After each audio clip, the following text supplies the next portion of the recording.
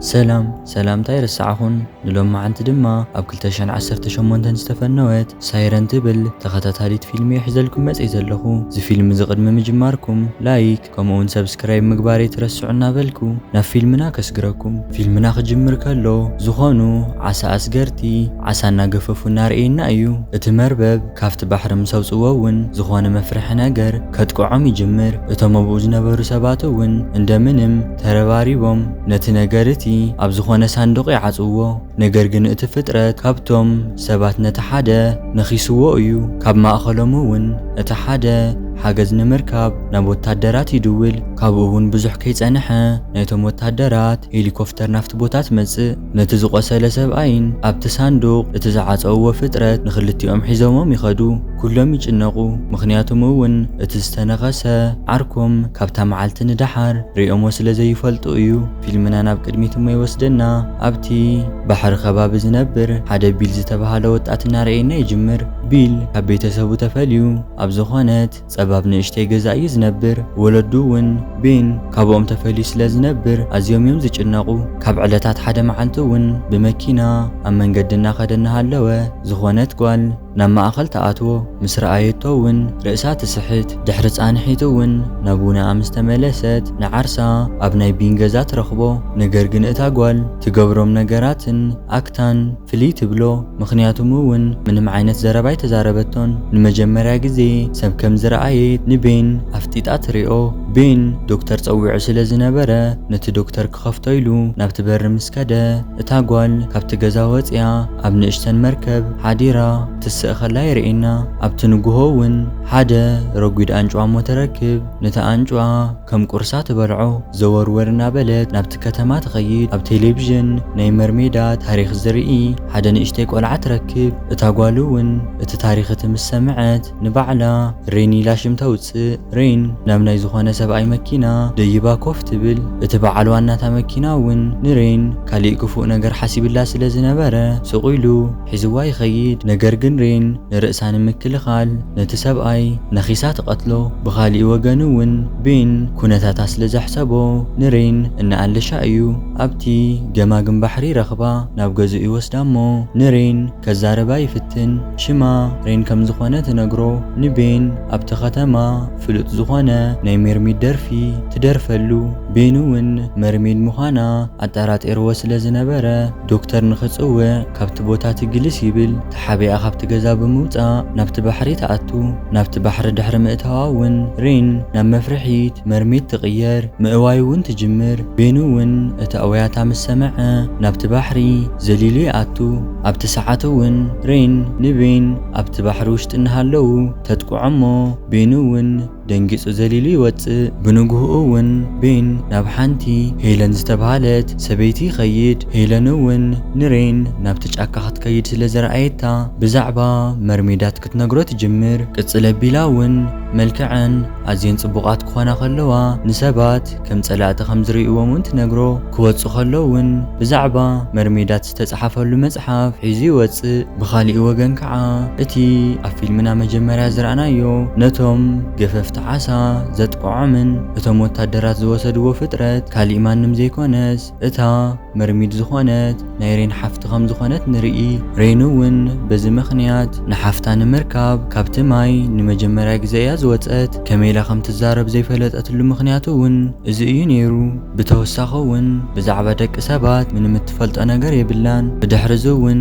ቤን ምስቶም ኣብ ፊልምና መጀመርያ ዝረኣናዮም ሰባት ደጊሙ ናብቲ ባሕሪ ክኸይድ ከሎ ንርኢ ኣብቲ መርከብ ኮይኖም እውን ብካሜራ ንሬን ክትሕምብስ ከላ ይርእዋ ኣብቲ ሰዓት እውን ዝኾነ ኣውያት ይሰምዑ ቤን እውን ሬን ኣብ ችግር ዝወደቐት መሲልዎ ናብቲ ባሕሪ ዘሊሉ ይኣቱ ካብኡ ግን ልክዕ ናብቲ ውሽጢ ምስ ኣተወ ንሬን ክጎድእ ዝተዳለየ መሳርሒ ኣብታ ጃልባ ተጣቢቑ ይረክብ እቲ መሳርሕቲ ሒዝዎ ይወፅእ ኣብ ዝቕጽል መዓልቲ እውን ሬን እንደገና ካብቲ ባሕርቲ ከም ዝወፀት ንርኢ ንዝኾነት ሰበይቲ ብምፍርራሕ ዘስጠሐቶ ክዳን እሞ ትወስድ ናብታ ብዛዕባ መርሜዳት ትፈልጥ ሄለን ዝተባሃለት ሰበይቲ ናብ ገዛኣ ትኸይድ ብምልክት እውን ንሄለን ሬን ካብቲ ባሕሪ ንሓብታ ከም ዝወሰዱላን ንሓብታ ክደሊ ናብ መሬት ከም ዝወፀት ክተረዳኣ ትፍትን።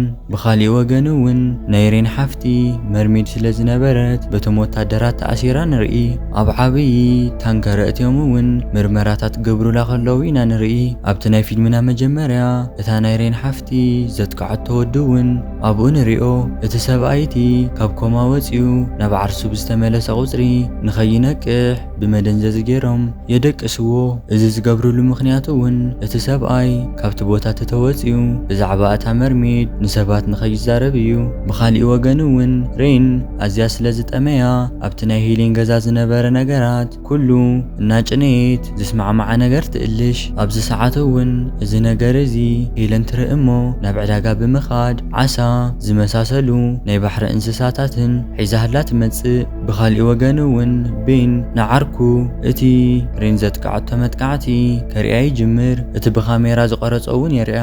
እሳ እውን እቲ ቪድዮ ትምስረኣየት ሬን ናይ ብሓቂ እውን መርሜድ ምዃና ተኣምን። ካብኡ እውን ቤን እቲ ኣብ ባሕሪ ውሽጢ ዝረኸቦ መሳርሒ ናብ ሄለን ሒዝዎ ይኸይድ። እቲ መሳርሒ ከፊቶም ምስ ረኣይዎ እውን ኣብ ውሽጡ ዝኾነ ዓው ዝበለ ድምፂ ዘውፅእ ስፒከር ይረኽቡ። እቲ ድምፂ እውን ናይ ሬን ሓፍቲ እዩ ዝነበረ። እቶም ወታደራት እቲ ድምፂ እቲ ካብ ናይ ሬን ሓፍቲ ብምቕዳሕ እቲ ማሽን ናብቲ ባሕሪ ደርብሞ እዮም። ቤኑ እውን እቲ ስፒከር ምስ ወልዖ ሬን ብንዴት እቲ ማዕጾ ተሰይራ ካብቲ ገዛ ትወፅእ። ሓብታ ኣብቲ መሳርሒ ውሽጢ ኮይና ንኽትሕግዛ ተእው ዘላ መሲልዋ። እቲ መሳርሒ ካብ ናይ ቤን ይትምንጥሎ። ቤኑ እውን ቅፅል ኣቢሉ እዚ ናይ ሓፍትኺ ድምፂ እዩ፣ ንሓፍትኺ ግን ክንረኽባ ኢና ይብላ። ሬን እውን እቲ ዝብላ ዝነበረ ነገራት ክትርድኦና ጀመረት እያ። ንሬን ኣብ ናይ ሄለን ገዛ ገዲፍዋ ይወፅእ። ካብኡ እውን ናብ ገዛ ምስ በፅሑ ንሬን እናፈተውዋ ስለ ዝመፁ ንዓኣ ንምሕጋዝ ብዛዕባ መርሜዳት ከጽንዑ ይጅምሩ። ዕዒንታ እውን ኣብ ርእሶም ተጽዕኖ እናፈጠረሎም እዩ። እዚ ማለት እውን መርሜዳት ኣዝዩ ዓብዪ ሓይሊ ስለ ዘለወን ንናይ ሰብ ርእሲ ክቆፃፀሮ ይኽእላ እየን ማለት እዩ። ናይ ሬን ሓፍቲ እውን ከምቲ ሬን ንቤን ዝደረፈትሉ ዓይነት ደርፊ ንሓደ መኮነን እቲ ድምፂ ተስምዖ። በዚ ምክንያት እውን እቲ ሓላፊ ዝኾነ መኮነን መዓልቲ ሙሉእ ኮፍ ኢሉ ይሪኣ። እቲ ምስ ናይ ሬን ሓፍቲ በቶም ወታደራት ዝተኣሰረ ነቲ ሰብኣይ የርኤና። ካብታ ነርስ ከይረኣየቶ ሞባይል እሞ ይወስድ። ነቶም ኣዕሩኽቱ ንኽሕግዝዎ ንሓዲኦም ቴክስት ይገብረሎም። ኣዕሩኽቱ እውን እቲ መልእኽቲ ምስ በፅሖም እቲ ዝተለኣኸሎም ስልኪ ቁፅሪ ናይ መን ምዃኑ ከጻርዩ ይፍትኑ። እቲ ቁፅሪ እውን ናይ ዝኾነት ወታደር ነርስ ምዃኑ ይፈልጡ። ዓርኮም ንኸድሕንዎ ስለ ዝደልዩ ነታ ወታደር ነርስ ከታተልዋ ይጅምሩ። ቅፅል ኣቢልና እውን እቲ መጀመርያ ግዜ ሬን ዝቐተለቶ ናይታ ከተማ ነባሪ ዝኾነ ሰብኣይ እቶም ወታደራት ይረኽብዎ። እቲ ቅትለት እውን ብዝኾነት ቆልዓ ማለቱ እውን ብሬን ከም ዝተገበረ ይፈልጡ። እታ ሬን ኣፈራሪሓ ክዳና ዝሰረቐታ ሰበይቲ እውን ንፖላይስ ኣመልኪታ እያ ዝነበረት። እቶም ፖላይስ እውን ንሬን ምንም ከይተጸገሙ ንምርካብ ነታ ሰበይቲ ናብ ፖሊስ ጣብያ ብምውሳድ ናይ ሬን ስእሊ የስእሉ። ብኻሊእ ወገን እውን ቤን ንሬን ኣብዛ ምድሪ እናሃለኺ ምቕላል ንምንታይ ክነብረኪ ብዛዕባ ሰባት ኩሉ ነገር ክነግረኪ እየ ይብላ። ቤን ምስ ሬን ክዘራረብ ከሎ ሬን ዝኾነ ነገር ነግሮ ከም ዝደለየት ይስምዖ። ሬን ናብኡ ዝቐረበት ቁፅሪ ቤን ካሊእ ነገር ከይፍጠር ስለ ዝፈርሐ ካብኣ ይርሕቕ። ካብኡ ቀፂሉ እውን ቤን ንዓርኩ ንምዝራብ ስልኪ ሒዙ ይወፅእ። ቅፅል ኣቢላ እውን ሬን ካብኡ ብምውፃእ ምስ ዝኾነ ሰብኣይ ትራኸብ። እሱ እውን ናብ ዝኾነ ኣብቲ ገማግም ባሕሪ ዝነበረ ድግስ ይወስዳ እሞ ሬን እውን እቲ መስተ ከም ቀሊል ነገር ሓሲባቶ ብዙሕ ትሰቲ። ቤንና እታ ዓርኩ እውን ሬን ከም ዝጠፍአት ምስ ፈለጡ ንዝኾነ ሰብ ክትጎድእ ከም ትኽእል ስለ ዝፈልጡ ብጣዕሚ ይጭነቑ። ንዓኣ ንምርካብ እውን ብፍጥነት ክንቀሳቐሱ ይጅምሩ። ናብቲ ሬን ዝነበረትሉ ድግስ ይኸዱ። ካብኡ ግን ሬን እናተንቀሳቐሰት እናሃለወት ሰኺራ ስለ ዝነበረት ዝኾነ ሰብ ናብቲ ገንዳሞ ይደፍኣ ናብቲ ማይ ውሽጢ ተኣቱ ቤኑ እውን ሬን ናብቲ ማይ ምስ ኣተወት ናብ መርሜድነት ከም ትቕየር ስለ ዝፈልጥ ኣዝዩ ድንግጽ። ነገር ግን ምንም ነገር ኣይተፈጠረን። ካብኡ እውን ናብ ክፍሎም ይወስድዋ ንናይ ቤን ዓርኪ ናብ ናይ ባሕሪ ማይ ተኣትያ ጥራሕ ናብ መርሜድ ከም ትቕየር ትነግራ። ከምኡ ኢላ ምስ ነገረታ እውን ሬን ንናይ ቤን ዓርኪ ተሲኣ ትሓቑፋ። ኣብዚ ሕዚ እውን ሬን ቤንና ዓርኩ ንዓኣ ክሕግዙ ከም ዝምክሩ ዘለዉ ፈሊጣ እያ። ብኻሊእ ወገን ናይ ሬን ሓፍቲ ነቶም ዝመራመሩላ ዝነበሩ ሰባትን ኣጥቂዓ ካብቲ ቦታቲ ክትሃድም ከላ ንርኢ። ናይታ ነርሲ ክዳን ተኸዲና እውን ካብቲ ቦታቲ ክትሃድም ትፍትን። ኣብቲ ሰዓት እውን እቲ ምስ ናይ ሬን ሓፍቲ በቶም ወታደራት ዝተወሰደ ሰብኣይ ንናይ ሬን ሓፍቲ ይረኽባ እሞ ሒዝዋ ይወፅእ።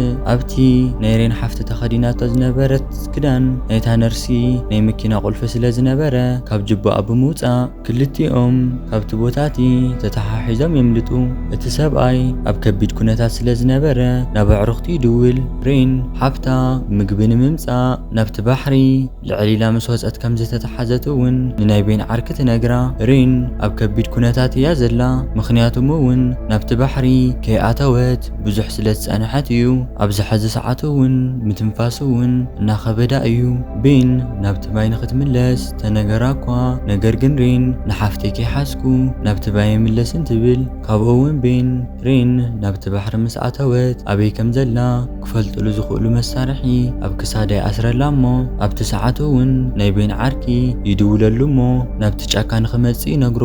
ድሕሪ ምዝርራቦም እውን ብኡ ገይሩ ንሬን ናብቲ ባሕሪ ንኽወስዳ ኢሉ ምስኡ ይማልኣ።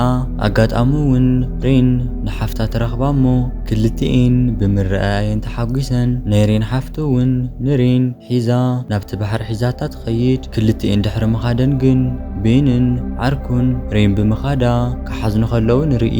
ምክንያቱም እውን ምስ ሬን ተቐራሪቦም እዮም ዝነበሩ። ሬን እውን ኣብዚ ሕዚ ሰዓት ምስ ሓፍታ ተራኺባ እያ። ድሕሪኡ ግን ኣብ ፊልምና ሓደ ሓድሽ ታሪክ ይፍጠር። እቲ ናይ ሬን ሓፍቲ ዝደረፈትሉ ሰብኣይ ምስቲ ደርፊ ወልፊ ሒዝዎ እዩ። በዚ ዝተልዓለ እውን ንናይ ሬን ሓፍቲ እናኣለሻ እዩ። ናይዚ ፊልሚ ፓርት 1 እውን ኣብዚ ይውዳእ። ፓርት 2 ንኽሰደልኩም ኣብ ኮመንት ፓርት 2 እናበልኩም ፀሓፉለይ። እዚ ፊልሚ ዝተተመቺኩም ላይክ፣ ከምዚ ዓይነታት ፊልሚ ንኽበፅሐኩም ድማ ሰብስክራይብ እናገበርኩም ናይዚ ቻናል ስድራ ኹኑ እናበልኩ ሰሰናይ ንዓኹም።